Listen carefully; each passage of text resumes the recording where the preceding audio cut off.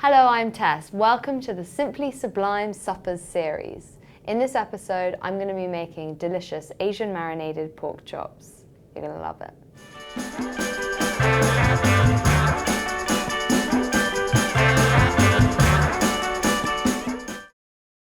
Okay, so to begin, I need to make the marinade for my pork chops. So I've got 4 tablespoons of brown sugar. I've got some chopped up garlic and ginger. For the full list of ingredients and the method, just check the description box. A teaspoon of 5 spice, a tablespoon of hoisin sauce, and with about a dash of cider vinegar, so a couple of teaspoons, 2 tablespoons of soy sauce. And now I'm just going to get my hands in.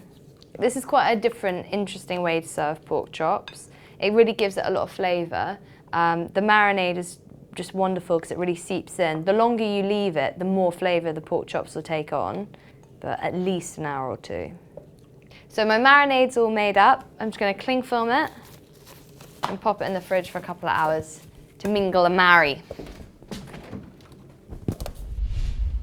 Okay, so I just got my pork chops out of the fridge and they've been marinating for about 2 hours. So I'm warming a pan now over a high-medium heat.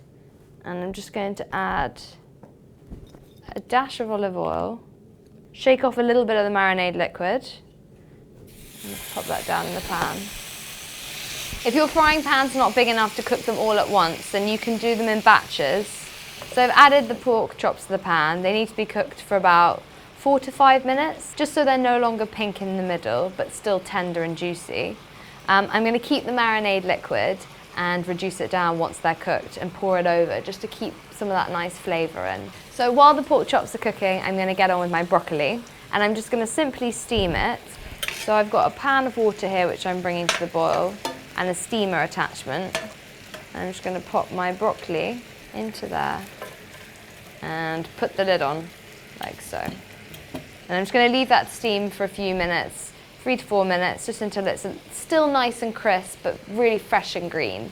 So when they start developing a nice golden colour like this, they're ready to flip over. It smells amazing. The marinade gets really sticky and it cooks really well, so it gives it a nice crisp texture. Okay, so my pork chops are ready.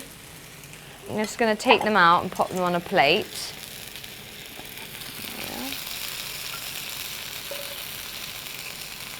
This is a wonderful marinade and you can use it for chicken or beef if you'd prefer.